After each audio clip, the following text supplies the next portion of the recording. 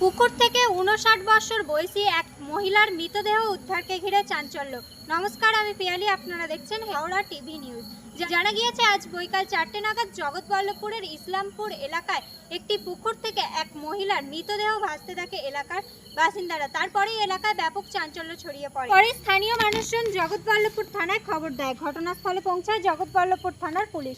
ওই দেহটি পুকুর থেকে উদ্ধার করেন।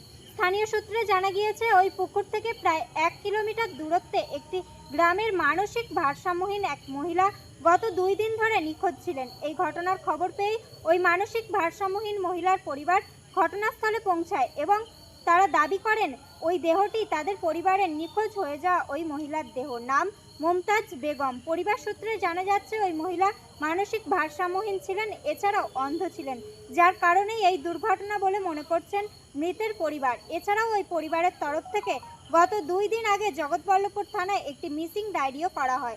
ইতিমধ্যেই ওই দেহটি উদ্ধার করে ময়নাতদন্তের জন্য পাঠায় জগৎবল্লভপুর থানার পুলিশ। কি বলছেন মৃতের পরিবার, সরাসরি দেখে নেব হাওড়া টিভি নিউজে।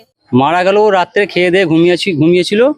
তো খাওয়া দাওয়া দেওয়ার পরে নিজের রুমে গিয়ে ঘুমিয়ে গেছে। তারপরে সকালবেলা আমরা দেখি যে ঘরে নেই। তারপরে এদিক ওদিক খোঁজাখুঁজি করি। হ্যাঁ, আমি ছিলাম, বাবা ছিল। হ্যাঁ, পরশু দিনে যে সময় হয়েছে আমার এনার ভাই ছিল। হ্যাঁ, মিসমাইল ছিল। হ্যাঁ, অন্ধ ছিল। হ্যাঁ, মিসিং ডায়েরি করেছি আমরা। তারপরে খুঁজে পাইনি। আজ কোথায় পেলেন?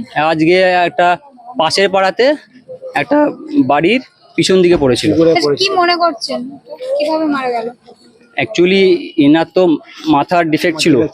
তো মাথার ডিফেক্ট ছিল এমনি, চোখে কম দেখতো, অন্ধ, একদম অন্ধ বললেই চলে, হালকা দেখতে পেতো। আর তার উপরে মাথার ডিফেক্ট ছিল। মানে এটা আত্মহত্যা না কি মনে করছেন? না না না, আত্মহত্যা নয়। অ্যাকচুয়ালি ও রাস্তা ঠিক করতে পারেনি, সম্ভবত পুকুরে গিয়ে পড়ে গেছে। বডিটা এখন কোথায় আছে?